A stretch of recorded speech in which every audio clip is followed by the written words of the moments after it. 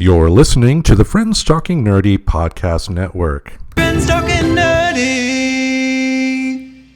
Tracy, I just wanted to tell you how much I enjoyed working with you and how much it meant to me that you really cared about my health and my safety. I can't wait for next year. I'm so excited. But I just wanted you to know how much it meant to me because it meant the world. I've never had a job treat me so well, and I wish we did it year-round. But I'm gonna miss you, so thank you.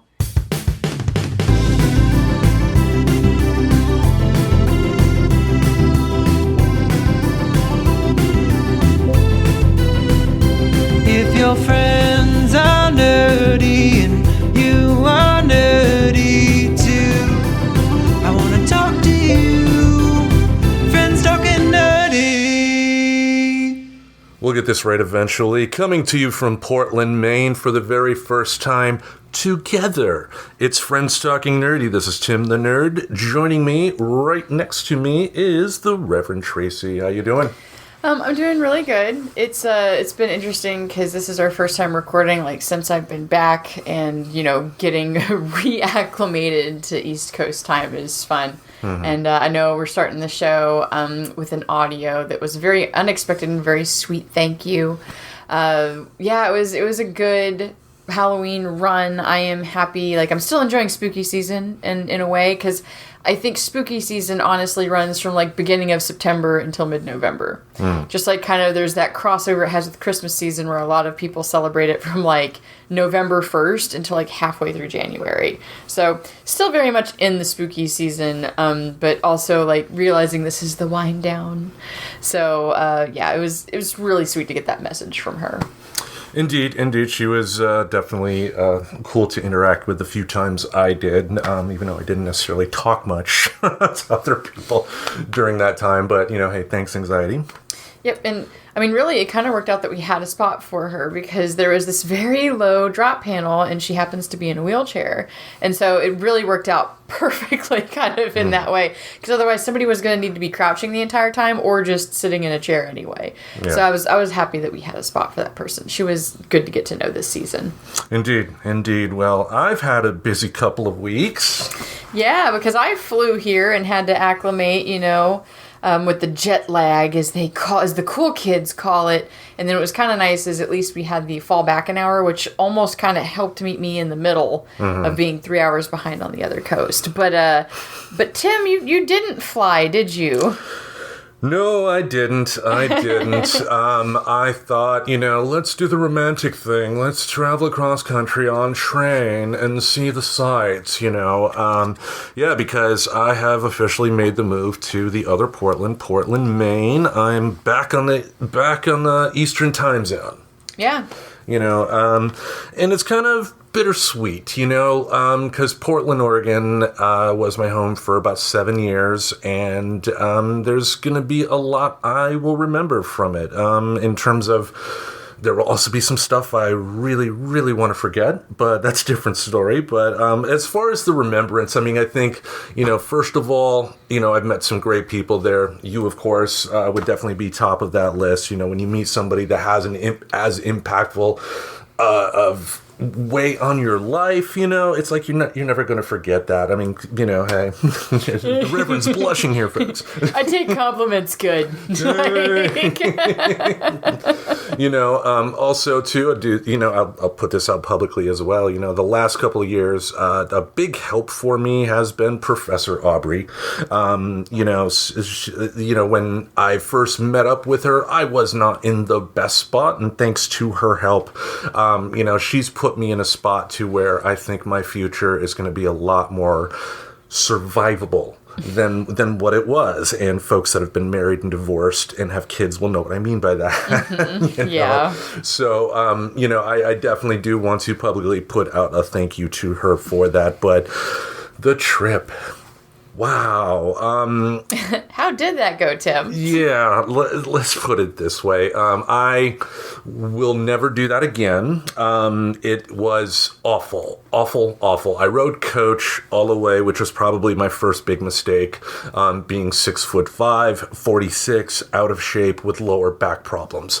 Because immediately I get on the train and the seats feel like they have like steel bars underneath. There's no place to get comfortable. Throughout the ultimate 4 days, I got a probably cumulative about less than 15 hours of sleep, which was pretty awful. But the train from Portland, Oregon to Chicago was the absolute worst experience because we start off, we travel up through Washington, and then we get to Spokane, and then the conductor gets on the message and says, we have to wait here 5 hours for a train. Oh, gross. And I'm thinking, okay, let's be realistic. If you use any type of transportation like that, train, plane, whatever, it would be unrealistic on the passenger's part to never anticipate any sort of delays. Right. Delays can happen. It is not realistic to expect them not to happen. And I figure too, hey, if they're going to wait 5 hours for one train,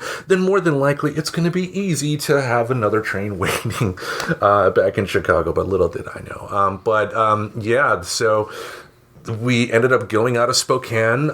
There was an Amish clan that was on the train, which kind of surprised me. I didn't know that, they rode trains like that, but, little did I know. And what was also interesting, too, was remembering culturally, they do not use stuff like deodorant or cologne or perfume, which is not to imply that they are dirty. I am not saying that at all. It's just, again, culturally, they don't do that. But the problem is, on those trains, in order to keep the air from getting stale, they have air constantly running through. And it seemed like every couple of minutes, one of the Amish people would just come walking around with blank looks on their faces, and they would stop by seats and just let the air let you remind you that they were there. And I put something up on Facebook about how bad the Amish people were smelling, and somebody was like, "How bad do they smell, Tim?" And I was like, "It smelled like my marriage."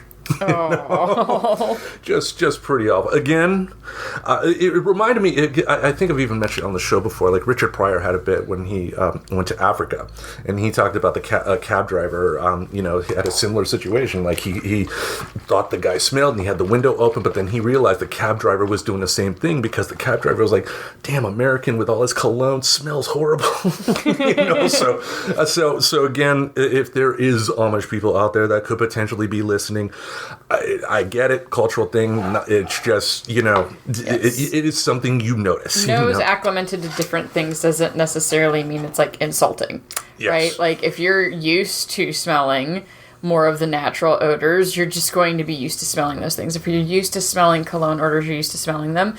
It doesn't necessarily mean that you think they smell bad just because you're olfactories are not used to that. Yes. But anyway, we were going, and then they announced, the closer we got to Milwaukee, that that there was a possibility that we would have to be overnight. And by that time, it was 2 days in, and I was so grouchy at that point. But we were going into Milwaukee, and there was a possibility that we could still pull into Chicago on time. But the good folks at Amtrak were helping a person in a wheelchair out and dropped the person. And they had to call the fire department, and that took 40 minutes. So that was fun. So we ended up getting into Chicago about 11:30, and then they herded us really quickly into this big conference area. And then what they did was, they would call your name out, and they give you a hotel pass and whatnot. And, I had 2 suitcases with me with all my worldly possessions, but I had to check them in on baggage, so I had to go pick them up. But, even that was a problem because the baggage retrieval was closed. So I go back to tell the people that, gave me the hotel slip. Hey, I need to get my luggage, and they started giving me attitude.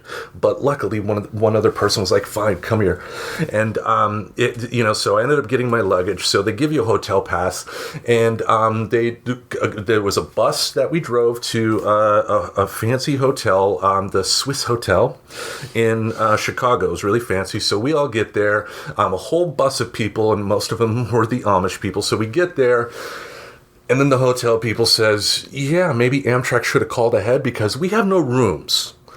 Yeah, they just gave vouchers and like... Yeah, and then they also said, too, that they had called the Amtrak people back and that the Amtrak people said that the shuttle bus, was no longer being used. So I had to pay for a taxi back to Union Station to get another hotel pass for a hotel that was 40 miles outside of Chicago. And they paid for the cab ride to the hotel, but I had to pay for the cab ride back. Wow. Which was a pain in the ass.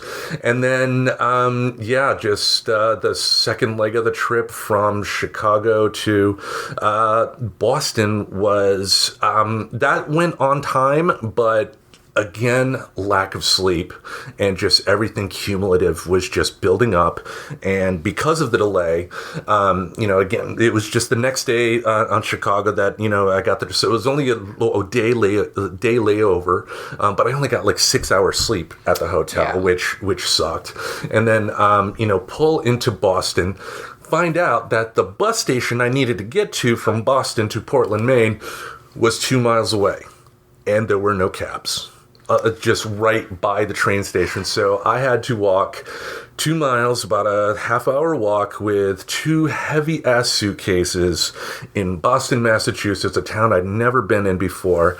And then I, got to the Concord bus line, buy my ticket, and then, like, the driver pulls up and is like, hey, I'll take your bags free. And I'm like, thank you, sir, can I marry you? Type of thing. I was just so relieved and just...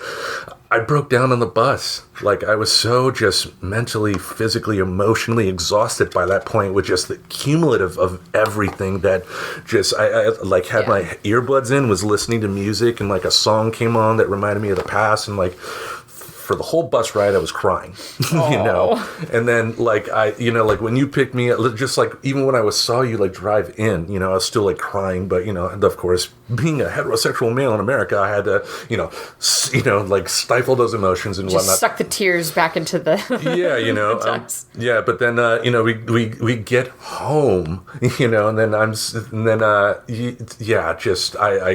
came up to the bedroom, put on some wrestling, cried a little bit more, and then slept for 10 hours.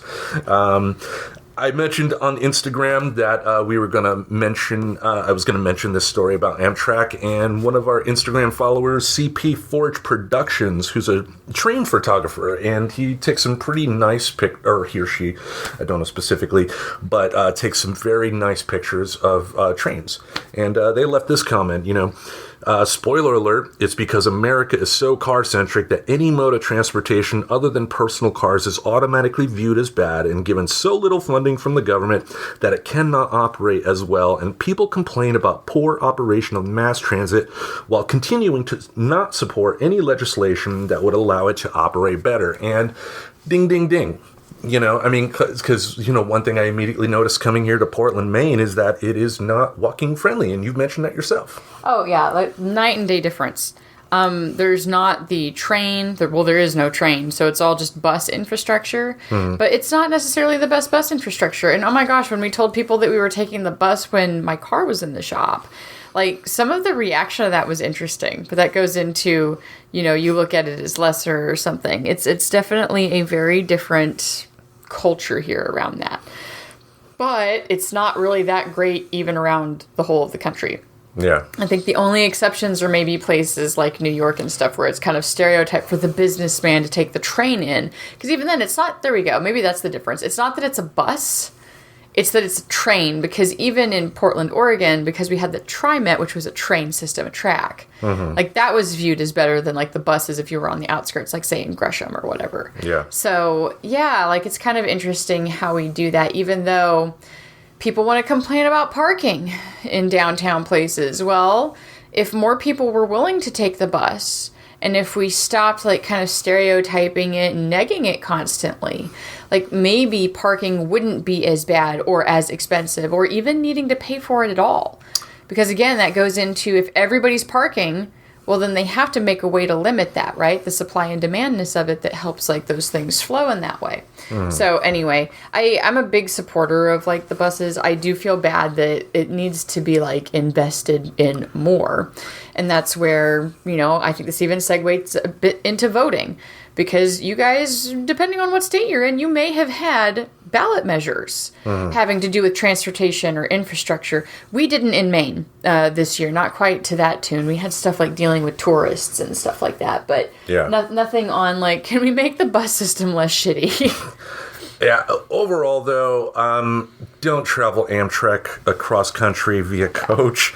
Not a good idea. I mean, they do have sleeper trains, and apparently that's like first-class service because you would get food there. Because one thing they tried to do for the coach people, because of the delay, they gave us beef stew from the fancy side, even though the coach people had like this quote-unquote cafe that was like gas station food, but extremely overpriced. You know, and it's like, I'm going to tell people Amtrak is probably not the most efficient way to go, but I don't want to see train service go away. I think, you know, to your point, I think if this country overall spent more money on, you know, transportation like that, I think, you know, more lower middle class to poor people are going to have a lot more options in terms of like jobs, places to live and stuff like that.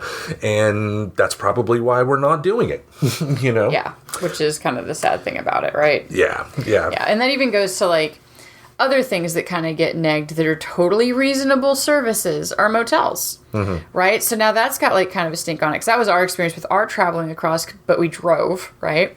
It wasn't so bad because we were driving our own car. Granted, the car sat about like probably 3 or 4 inches lower than it normally did because it had all of our stuff. But staying in motels, people had like a really interesting interaction to that, or reaction, I guess.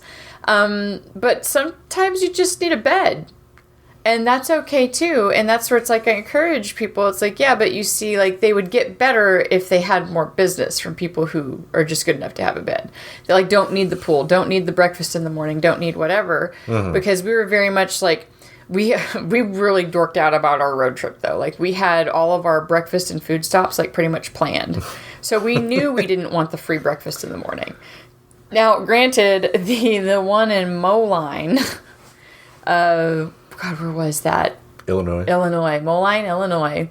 That was, what was I calling it? Because it's Super, isn't it Super 6 and Motel? No, it's Motel 6 and Super 8. Yeah. So I think I was calling it like Super 8 or Motel 6 or Motel 8 or whatever, just to kind of like, it's one of those styles, right? Because I don't want to like straight throw any brand under the bus. But that was such a bad experience that we walked across the street and just got a reservation at the Best Western.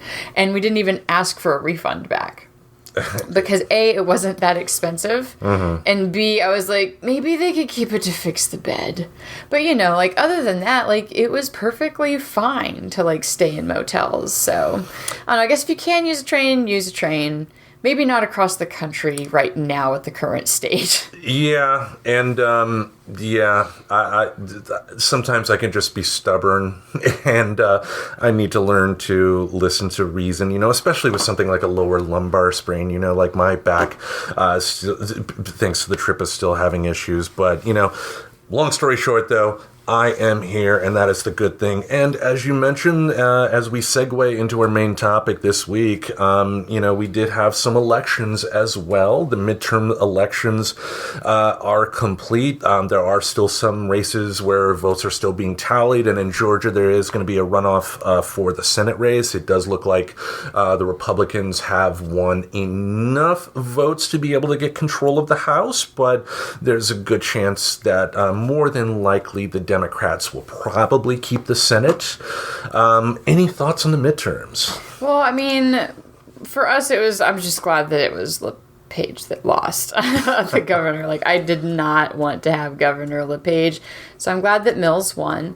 I do think it's interesting, I guess, what's going on with the whole Senate and everything right now, just because, I mean, I am I'm overjoyed that Dr. Oz didn't win. And it's not necessarily that I think he's a bad guy or anything, granted. It's a little, he's been sketched to me ever since the Oprah Winfrey and him getting into big trouble for just like overselling the benefits of acai berry. Like him being a respectable doctor kind of went out the window there. Wink, wink, yeah. But I guess he handled losing well. And that was interesting because then there's other articles like, but what he did shouldn't be a story.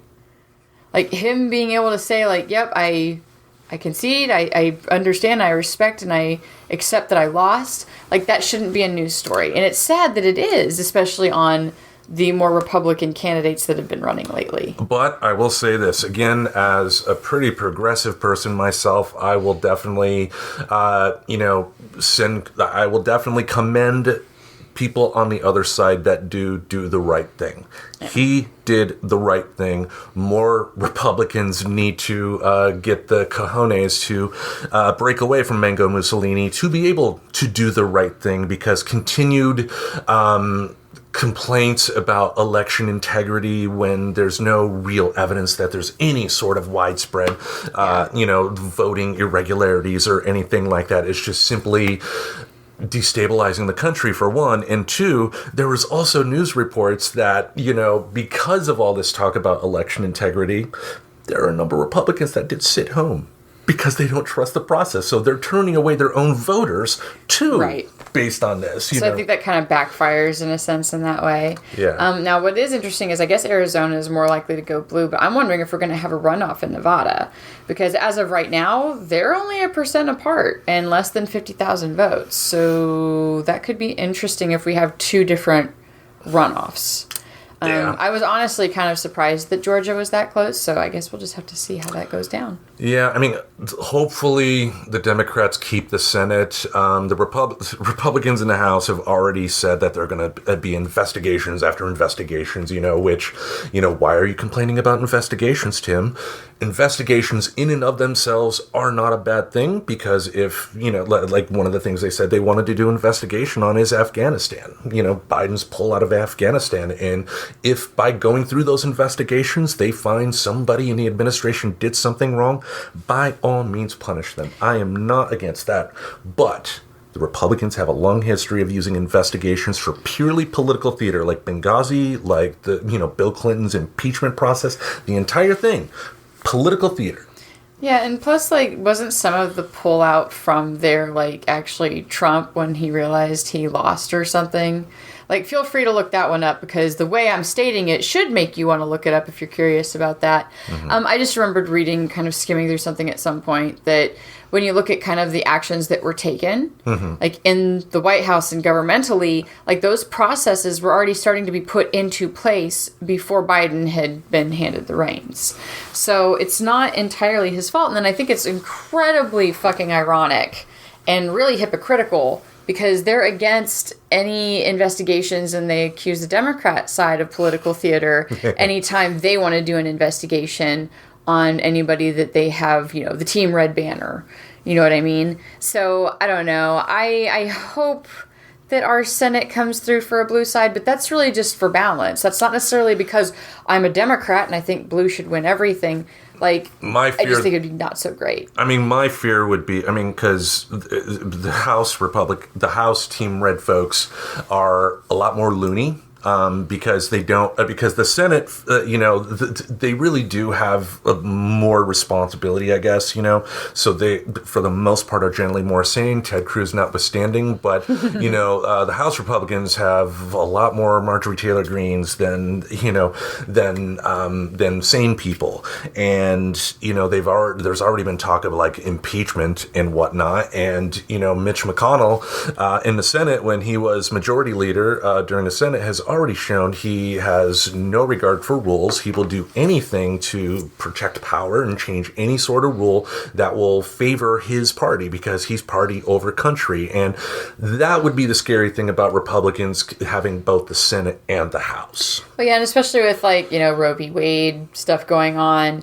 Student loan forgiveness, mm-hmm. that's still kind of being argued about right now, to where it's some of us are well, okay, I guess maybe this isn't happening. But, kind of like whenever I shared the meme in the beginning, there's no guarantee that this was going to happen. So, we're just going to see how it plays out. I already did my application, by the way. And just a little quick side note, if you feel like you would be eligible for the forgiveness program, it is not too late. You can still go fill the application. It will just give you a pop-up saying that it's all on hold because of, this court stuff going on right now. Yeah. And, my hope, I guess, for the next 2 years is that, one, the Republicans in Congress will, because Republicans, too, they get like a very, very slight advantage, but they think that is some sort of mandate to do whatever the hell they want. And, so hopefully they really overstep their bounds, which I fully anticipate them doing. And then two, I think within the next couple of years, we're going to see a lot more traction from the Justice Department in terms of putting the screws on Mango Mussolini. And also, too, speaking of Mango Mussolini, he's already coming out, and the Republican primary is going to be a battle to the death. Oh, yeah. And that's, in some ways, is going to be fun to see, because hopefully they will have battered themselves so much and made themselves look so much like fools that the country will be like, yeah, we don't necessarily need this now. Hopefully. Right. I mean, granted, and maybe we'll get into that depending on what other topics we end up covering, because with this being an election season, we're still kind of deciding what parts we want to cover. Since this was midterms and not presidential, it's like, do we want to go into the Electoral College and things like that? Because, I don't know, there's some things that I could see really using to be updated. To me, the win isn't a blue seat in the House. To me, honestly, winning would be like other actual potential possibilities than just the two. That would be a big win for me for another election year. But I don't think, as it stands, there's anything that would change between now and then to alter the fact that we're going to get one of two choices. And it's going to be a red seat or a blue seat. Because the one way to get both parties working together is a popular third party. Yes. Look what happened in 92 with Ross Perot. Yeah. It was much easier for a third party candidate to be able to get enough attention to be able to get to the presidential debate stage to be able to plead his case to the people. But after Perot, both parties made it extremely tough. Right. That was, I'm pretty sure that had to do with the League of Women Voters no longer being the sponsors for the debates. They decided, no, this should be handled by, this committee. And then this kind of committee way that they did it, kind of narrowed it down where you're essentially picking between two. And even the forefathers of our country said that a two-party system would be bad. That it would basically kind of start to eat itself. And I think that's what we're running into. Yeah. Yeah, and I don't know what the future's going to hold. That is kind of the scary part. Hopefully we can make some changes before we go down a road that we're going to regret, but I think we're already down that road in a lot of ways. But there hasn't been much bloodshed, so you gotta think positive until the worst happens, But the important thing, though, is voting, and that leads us to our main topic today. Should we have Election Day be a federal holiday? Yeah, and I don't have a lot of research backing this opinion, but this is something to me that felt like a no-brainer. It made perfect sense to me that we should guarantee people's right to vote, right? And the easiest way to do that is to make it a federal holiday. That way, even if companies do have to make the decision of whether to have people on or off, they're paying normally time and a half, and even then holidays are not even really wanting their full force of people usually. So that does give people kind of the allowance to go, or just working with half days on that day, etc. So I'm interested in digging into this because it's nothing that I've researched, but I know I've got an opinion on it. Well, and also, obviously, we never present ourselves as the ultimate authority figures on this stuff. We bring this up to create conversation. So, as always, if there is something that we miss, something that maybe we didn't say right or something like that, we welcome you, our audience, our beautiful audience, to be able to talk to us. Let's start that conversation, but let's dive into the pros and cons here. Yeah, so let's go ahead. Pro number one. This one feels like an obvious one. Making Election Day a national holiday will increase voter turnout by enabling more people to vote. The U.S. ranks 26th out of 32 for voter turnout among Organization for Economic Cooperation and Development countries. In the 2016 presidential election, 55.7% of Americans' voting age population cast a ballot. By comparison, Belgium reported the highest OECD voter turnout ever at 82.2% in the most recent national election. Sweden came in second with 82.6%. Among registered voters in the 2016 U.S. presidential election, being, quote, too busy or having a conflicting schedule was the third highest reason cited for not voting, accounting for 14% of registered voters who did not cast a vote, about 2.7 million people. Former editor-in-chief of the Northwestern University Law Review, Bo C. Tremitrier, something like that. There's a name I knew I was going to nail. Something from New Orleans. Yeah. But he stated, quote, the demands of school and work schedules keep millions of Americans, especially those with children or long commutes, from ever getting to their polling stations. The ideal solution is simple. Congress should make Election Day a national holiday or move Election Day to the weekend. A holiday would allow more citizens volunteer at polling places or drive the elderly to vote, and make a difference in states where long lines at the polls keep voters waiting for hours. It would definitely be a big help, yeah, because, not every state is like Oregon. I mean, Oregon is one of the few states that, automatically does mail-in ballots for everything, which was extremely convenient because they would mail it to you. You'd be able to fill it out at your leisure.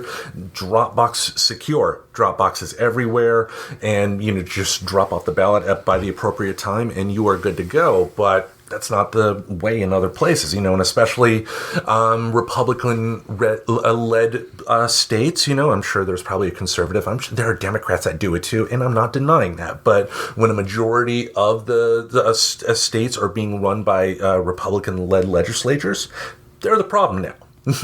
Yeah. As much. And, when you have states like that, cut back the amount of polling places in certain areas that lean Democrat and then just do their best to make it harder, having a holiday set aside or moving it to a weekend would allow more people the option to vote because, we talked about your mother-in-law. Oh, yes. So one thing with that was, and she's in Georgia, she, works at the post office.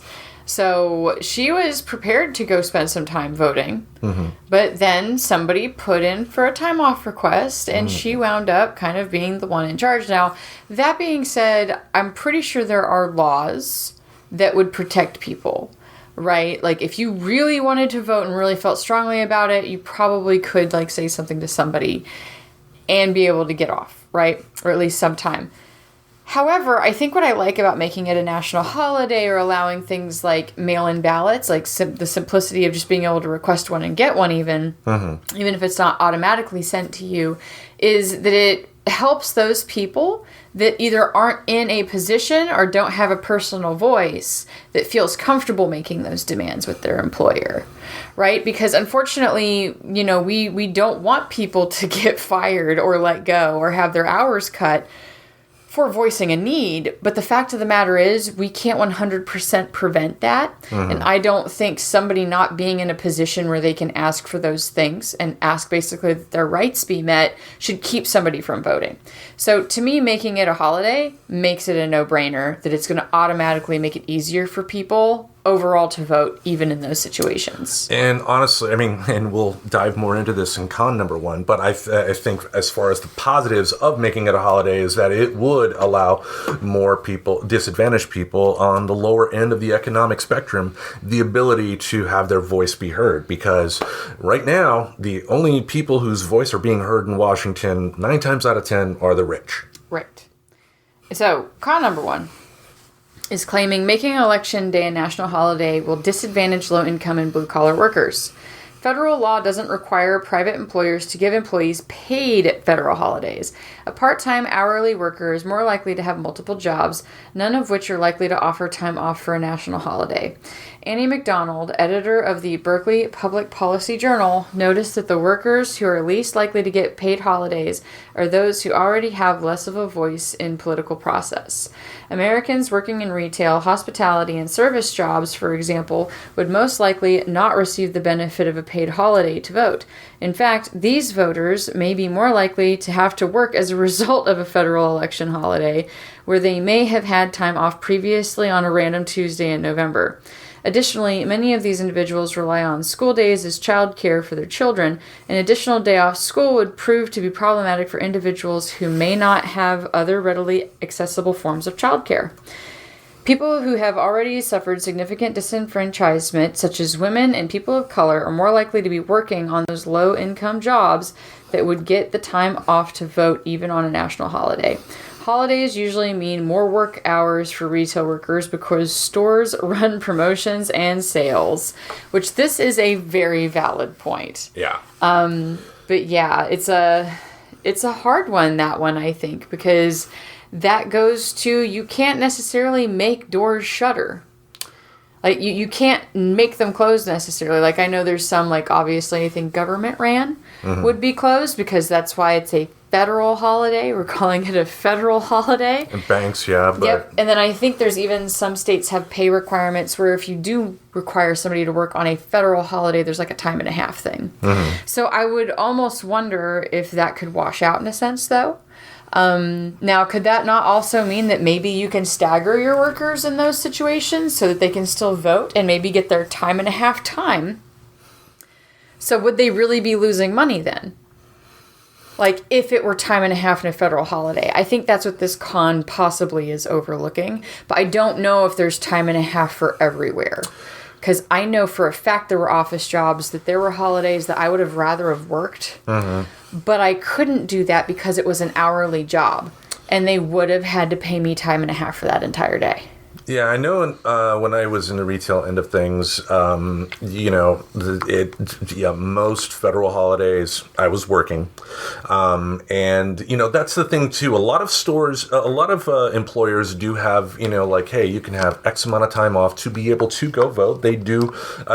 Some companies are mindful of that, but, they say 2 hours, 3 hours, 4 hours, when if we take a look at the midterms this year, if you have large turnouts or you live in states to where, they cut the amount of places where you can actually go vote, you're going to have much longer lines.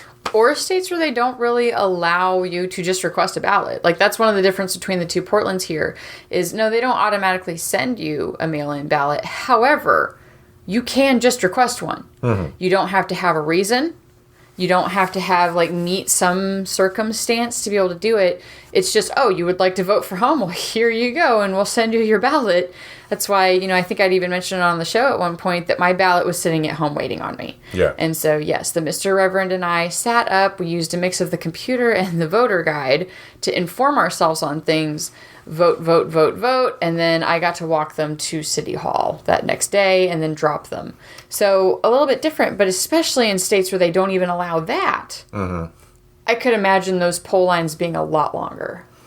Yeah, so it's not a perfect solution because, again, federal holiday being like Martin Luther King Day is a federal holiday, but most people are generally working, some sort. So not a perfect solution, but I think there is still workarounds to where everybody could. And also maybe something like, why not maybe the government could incentivize businesses to allow employees to be able to do that. Like, if you do have an employee that wants time off on election day, you get a tax break or something like that. Maybe. But I mean, it's even going into some people do like taking these time and a half days. Like at IHOP, I used to work over Christmas and stuff because I didn't do anything for Christmas. So why not take the time and a half plus the extra tips that people tend to give you because you're working on a holiday? Yeah.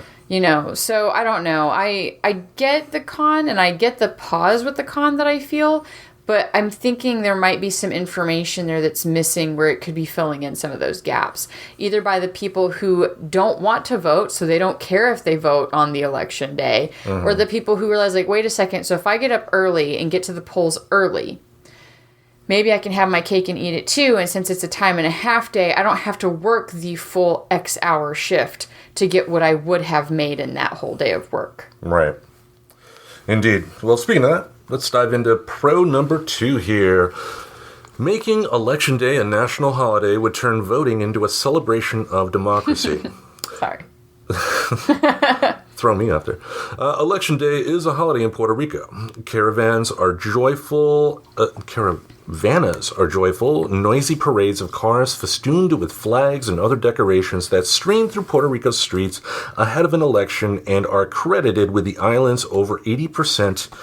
That moved my page up. Okay.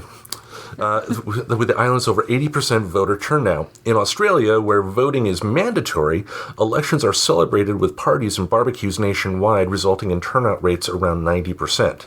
The idea that voting should be a celebration, not a chore, is one argument for turning Election Day into a national holiday, according to Archan Fung, I apologize for the mispronunciation because I sure have mispronounced it, PhD, and Jane Mansbridge, PhD, professors at Harvard Kennedy School. They stated, Citizen Day would do more than give our democracy the honor that it deserves. It would help our democracy work better. More people would vote if they had more time to cast their ballots. Furthermore, celebrating our democracy publicly would send the message that we value each other's citizenship as much as we value honoring past presidents. Donald Green, PhD, Burgess Professor of Political Science at Columbia University, found that nonpartisan community parties celebrating Election Day in 2005, 6, and 16 increased voter participation between 2.6 percentage points and about 4 percentage points. Good points there, but yeah, we don't do that in this country. I mean, in a lot of ways, the government sets it up as a way to kind of disadvantage some people from voting, and that is the sad part here. And generally the people that want it that way are the ones that don't necessarily want people coming out, because they're, because the people that would come out and vote that are disadvantaged would probably vote against them. Well, I mean, possibly, because I don't know if it's our government in general. It does seem to be a decent number of politicians who seem to be against these ideas. And I mean, by these ideas, I mean from making it a federal holiday to, having absentee ballots just more readily available for folks. Like, there's this whole narrative that seems to be anti-making those things happen. And a lot of those people tend to wear the color red. But of course, there are some Democrats as well that, seem to have some kind of interest that I don't super understand. Because in my head, if you want our democracy to do what we claim that it's supposed to do, you should be making voting accessible. And by the way, just going back to that other con of like retail workers and stuff like that, well, obviously there are some states that do celebrate it as a holiday, or not states, but countries, or like have mandatory, right? Mandatory means you have to. Now, we're not talking about doing that in America land. So at least there, like I said, you'd have that probably mix of people who just don't want to that could work. But yeah, it's kind of interesting to see that there are places where there's a different take and a different mentality on it. And it does seem to directly relate to the voter turnout, the number of people who can actually and do actually make it to the polls. Yes, indeed. And I think that kind of ties in here to con number 2, so I will go through with that right now. Changing state laws and individual companies' policies would be more effective ways to help people vote. According to the AFL-CIO, 30 states require employers to allow employees time off for voting. Arizona, for example, allows employees who do not have 3 consecutive hours before or after work when the polls are open to take paid time off to vote at the start or end of their workdays. Creating laws in all states that let people vote before or after work would be more effective than a national holiday, which would quickly be viewed as just another day off to enjoy. Companies including Abercrombie & Fitch, Farmers Insurance, Kaiser Permanente, Patagonia, and Walmart have joined Make Time to Vote campaign, which encourages employers to provide paid time off, schedule no meetings on Election Day, and give information on mail-in ballots and early voting. Patagonia, an outdoor clothing retailer, paused operation on November 6, 2018, so that all employees could vote. Rose Marcario, CEO, stated, "Demonstrating your company's commitment to voting will reinforce how essential it is that every eligible voter shows up. And it will, in turn, help strengthen the idea that businesses can and will come together for a worthy common purpose, protecting our democracy by empowering all American workers to be good citizens." And in theory, again, yes, it's just, will states take up that charge?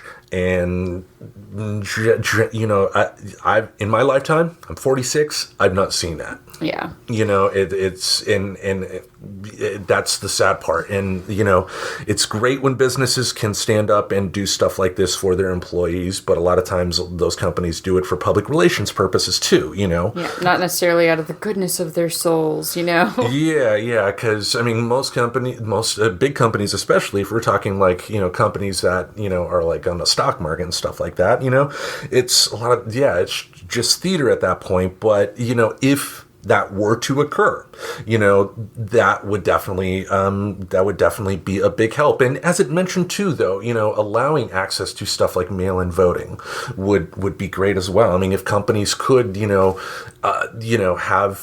companies that did require their workers to work during that time, for example, like a retailer, you know, what if an Apple store, you know, had like in their break room a place where you can like request a mail-in ballot, or have a company, have like a ballot drop box in their store. You know, I mean, that way, not only their employees would be able to drop it off, but customers would as well. And hey, save 10% off on this. See, and it's funny because this is a con, and this con is stacked with a con above it. Wouldn't you just, and again, it's going to go back to, retail workers and, making time and a half for not being able to afford the days off. Well, wouldn't encouraging stuff like this help with the other con that we just talked about? Because if retail places are allowed to be open in spite of federal holiday status, which they are, why not do things to encourage this, which is kind of sounding like something you had said. Mm-hmm. Like, encourage businesses to do this. Maybe make incomes paid on those days have a special tax allowance or something, because that way they're getting more for giving paid time off separate from accrued paid time off, PTO, mm-hmm. which is typically how you have to go with retail. You accrue it. Even a lot of offices, you have to accrue PTO. But at least in offices, there's also places where, they pay you for certain holidays just to be off anyway. Yeah, indeed. All right, let's dive into pro and con number 3. Our final pro number 3, making weekday elections a national holiday is a popular idea that would align the U.S. with other countries. Pew Research Center found that 71% of Democrats and 59% of Republicans support making Election Day a federal holiday. A survey showed that the U.S. adults would rather have a federal holiday on Election Day than on Christmas Eve, the Friday after Thanksgiving, known as Black Friday, or St. Patrick's Day. The United States is out of step with the rest of the world. What? We're just going to sit on that one a minute, because this is not the only thing that we are out of step on. Yeah, most everything else. Yeah, like except for the bad stuff. Infrastructure, speaking of that. Elections are held on weekends in 27 of the 36 OECD countries. Israel and South Korea make national elections a holiday to avoid economic hardship for voters. Again, it's kind of funny how much there's so much counteracting that con number 1 that I guess is just sticking with me right now because I keep bringing it up. Mm-hmm. The results is voter turnout rates of 72.3% and 77.2% respectively, which is 26 to 32% higher than the United States. A holiday for elections sidesteps the issue of a weekend election, which could conflict with religious obligations.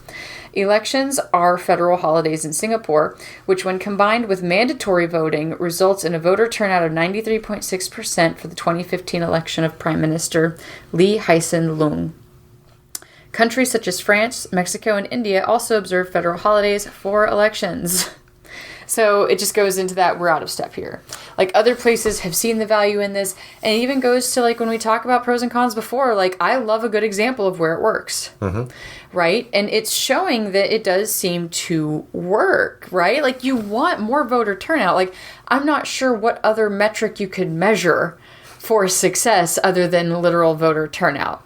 Now, it is skewed by the mandatory one, which I'm assuming that because it's not like 100%, there's probably some ways that you can, you know, like here you can request an absentee ballot at some places where they may or may not approve it. Yeah. Is up to them or certain criteria. But it sounds like here it's required, like it's mandatory to vote, but I'm sure there are ways you can apply for exception, right? So I'm wondering if that's where some of that comes from. But it's just interesting to me. Yeah, I mean, I'd have to do a little more research on that because you know, take like Jehovah's Witnesses, for instance. It's against their religious beliefs to be involved in politics, period. So they do not vote at all. So maybe those could be some of those exceptions or whatever. Yeah. Like you might have to register to vote still because they might require that everywhere, but you might have passes on voting. Yeah, I mean, and I'm not saying we should make it mandatory by any means. That's the only number that I feel was really skewed here. But still the high 70% for the ones that just either have it on a weekend or just make a federal holiday out of it. Like that's not even mandating it. And those are really great turnouts. And look at the numbers here. I mean, Pew Research Center, you know, that's been a long-standing research company. I mean, I've heard the Pew Research Center name since I've been a kid following the news. It is respected, you know, showing that 71% of Democrats and 59% of Republicans. That is, you know, when you can get both of them agreeing, the citizens agreeing that much from both sides of the political spectrum, it says a lot, and it also shows just how the politicians themselves are the ones that are kind of going against what the citizens actually want. Right, because there's something in our beautiful checks and balance system that even though you can even lump those numbers together and say majority of politicians, because when you consider it's over 70% of Democrats and it is over 50% of Republicans, so over half of Republicans also agree that this should be. So it makes me wonder, like, why isn't it yet? Like, if that, I'm honestly surprised that it's over 50% of both major parties. So who exactly is against this? I mean, one guess, and this is just speculation, but, you know, big business, being companies, favor Team Red because they get tax cuts. And if more people voted, they wouldn't necessarily have Team Red voted in. You know, and to be clear, you know, just because if making election available to more people does not necessarily mean one side is going to get an immediate advantage. It's just more people are going to vote, you know. But, you know, when you have people interested in keeping things the same to protect their own interest, you know, it's something you got to look at. And this is a problem with other things too. Like, most people in this country support the idea of having abortions available for people in some way, shape, or form. Yet now we have Republicans that are talking about like 15-week national bans, or some places in the country, of course, complete bans, period, even if you're a 10-year-old girl raped by her father. Exactly. And that's an interesting one too. Yeah, it's I'm not quite sure, but maybe this might have something to do with that L word that we know that I want to talk about at some point too, lobbyists. Yeah. Because they do have a lot of political power, in some ways more so than politicians themselves. So I'm wondering if that has an influence here on this too, as to why we don't just have it as national holiday. But to go into our last con so we can wrap this episode up in a tiny little red, white, and blue bow. Other solutions would more reliably increase voter turnout than a national holiday. Solutions such as automatic voter registration, same-day registration, early voting, no excuse absentee voting, which is what I've talked about, we have here in Maine, restoring voting rights to former felons, improved civics education, and voter outreach would all improve voter participation more reliably than a national holiday. Trying one of these alternatives would avoid the negative economic impact of closing businesses for election day, which again, they keep citing this, but I'm not sure where they're, anyway, there is like a reference there, but if other countries are doing it and it's not that much of an economic problem, I don't really follow this as a proper con. Yeah, I mean, South Korea is not exactly a third world country here, you know. Yeah, and other places that were mentioned, like Italy and stuff like that. Anyway, So Henry Farber, PhD, Hughes Rogers Professor of Economics at Princeton University, conducted an analysis of states that made Election Day a holiday for state employees. He concluded that, quote, having an election holiday by itself is not an effective strategy to increase voter turnout. Automatic voter registration, by contrast, could register an additional 22 million people and create 7.9 million new voters nationwide within a year. Same-day registration boosts turnout by 5%, and universal implementation of it would have added as many as 4.8 million voters in the 2016 election, according to Daniel Root, J.D., and Liz Kennedy, J.D., from the Center of American Progress. And so, while it's not invalid, I think what I've gotten mostly from the cons on this, because I wanted to pay attention to those pauses and those aha moments. Mm-hmm. And this one really just kind of makes me go, well, okay, yeah, maybe I do agree that having it as a national holiday or a federal holiday alone isn't great. But why not stack some of these other concepts? Yeah. Right? If we're that concerned, like, you could do both. Like, I don't see, like, is it going to be somehow worse to not do multiple things here? And I'm not seeing that one. And I'm also just, it's such a sticking point, this economic hardship thing that they're claiming. Because that was, like, the same justification they had for not shutting down businesses during an actual fucking pandemic that was going on in our country, was we were more concerned about the impact on the businesses and the economy than we were the impact on the people. So it's interesting to me because, you know, like we had just been reading in other pros, there are other countries that have this as a holiday, and they're not exactly going into depressions like whenever this holiday is enacted, right? Like, They still have their retail, they still have their things. So, yeah, and even to the point of paying time and a half, is that kind of more the reason that businesses or lobbies would be against this? Is having to pay that for their wanting to choose to be open on those holidays, should they choose to? Well, I mean, look at the workers most affected. It was already mentioned, you know, workers on the lower end of the economic spectrum, like your retailers. And, you know, I can tell you from personal experience, you know, retail 9 times out of 10 will treat, the workers are just a number. That's all they are. And, you know, if more of those workers had time off, then they could, you know, think of the money they could lose and whatnot. And not a good excuse. Not a good, like what you mentioned with the pandemic. With a pandemic, if everybody had cooperated, we could have nipped this in the bud a lot sooner. Yeah. But because everybody was so stubborn and because businesses didn't want to lose one dime, we're stuck with it still around today. Yeah. You know, that is what, you know, sticks in my craw about what happened here. And, you know, like the con said, you know, and we already had mentioned too, you know, like automatic voter registration, mail-in ballots. If you make it easier for people to vote in other ways, then that's a nice 1-2 punch. National holiday and mail-in ballots, because not every place is going to shut down. Do you think a hospital is going to completely shut down for Election Day? They can't. No, they can't. So it almost seems like the issue is more of not wanting to necessarily pay people the time and a half.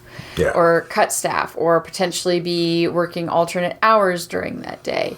Like, that's great that some businesses are offering to do that, but not everybody is, and I think that's part of the making it a holiday. A federal holiday would almost encourage some of that stuff anyway, either by mandating it, or like having an employer have to pick, especially like in retail, of paying time and a half for X number of employees, or making everybody go in, right? So yeah, I don't know. I think I'm still very much leaning towards, I would prefer to see it as national holiday and maybe incentivize some of these other cool ideas that were in the cons, right? Because all of those other little ideas, you know, having the paid time off for it, etc., those were in the cons. What was it? No reason absentee, or basically like what they've got here in Maine, where you don't need a reason. which is interesting because, like, right next door in New Hampshire, we learned you do need to have a reason to have an absentee ballot. Which is interesting for me because, you know, I don't necessarily dig that idea. Now, granted, some of those reasons are from you care for a child full time to, you know, your work doesn't allow. So they at least give you that ability to say that your work doesn't necessarily have the ability to give you that time off. So why not mix the two? Why not make absentees, just let them request it? Because then if you do, see, this even fixes con number one, because if you do have that lower income person, well, that would actually be a service in two ways, because they would still get to vote thanks for the no excuse absentee ballot. Yep. But then they would still get time and a half for going into their job if they elected to do an absentee ballot. Indeed. So, yeah, it just seems like now I feel stronger about other stuff and it being a federal holiday.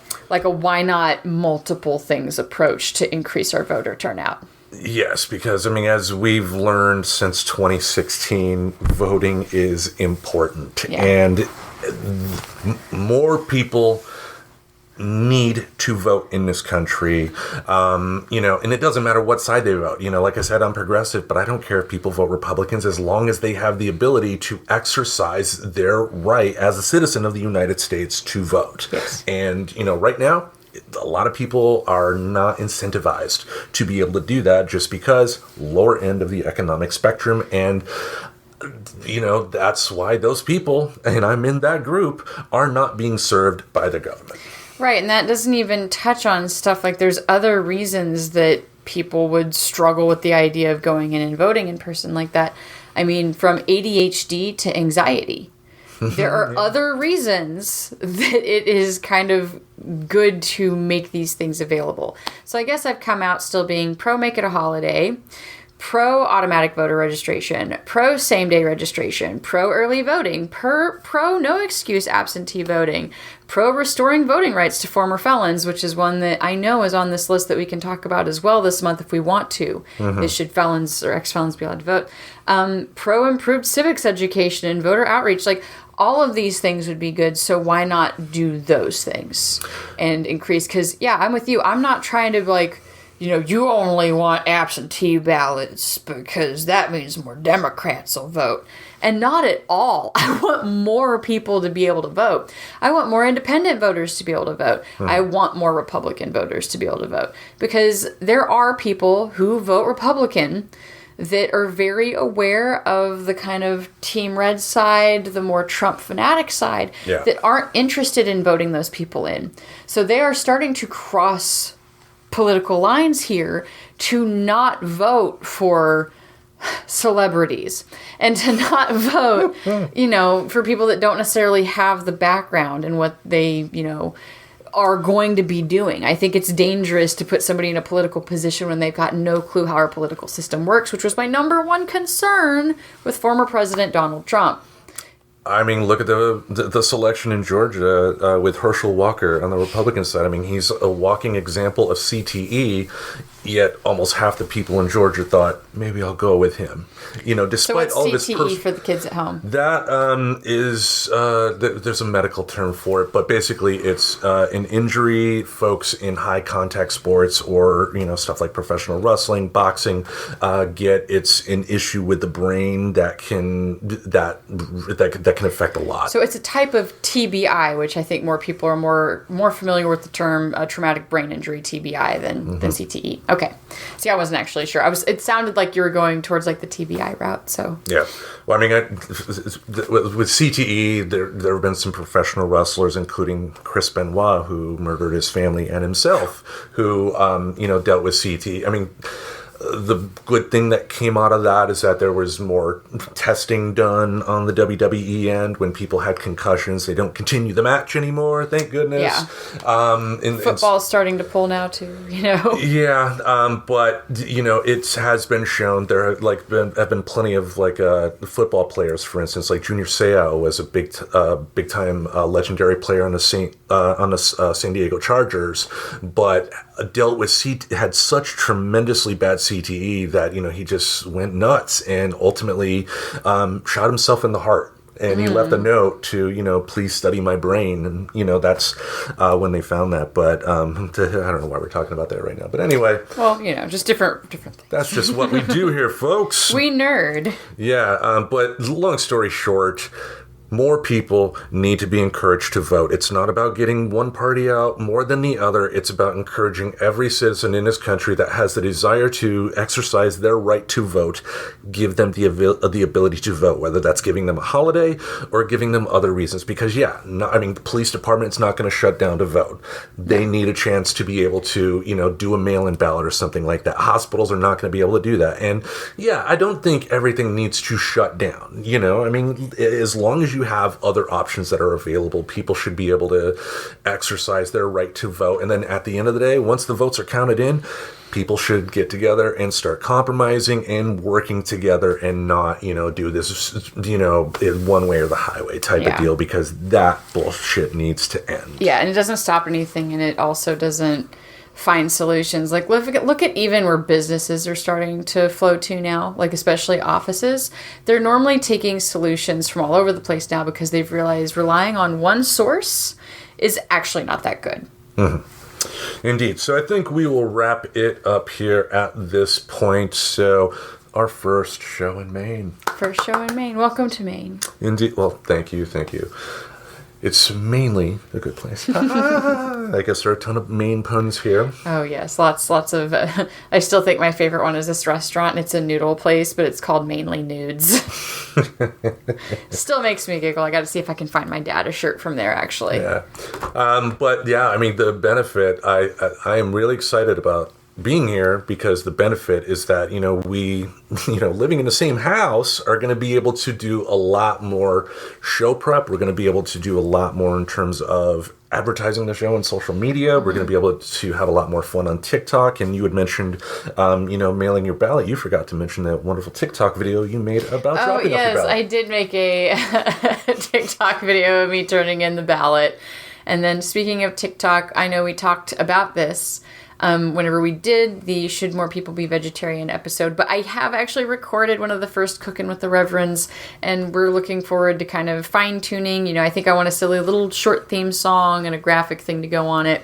And then other than that, you guys can learn some of my cooking skills, because that's something that I feel personally passionate about. Oh, and I can tell you from experience now, I tried the Reverend's vegan chili, and it tasted like regular chili. It was so good. Oh, cool. Well, thank you. Yeah, because I was like, are you sure there's not a hamburger in here? Nope, TVP. Yeah. And that was the thing that, I was, so exhausted, halfway through. It was just I could eat more, but I can barely lift the spoon because I had to carry the because you're tired. And it was just I just gotta go to bed. Go to bed. Go to sleep. Yeah, but there's Friends Talking Nerdy is in an exciting period right now, and I'm excited for the future, and I am excited for what we're gonna have next week.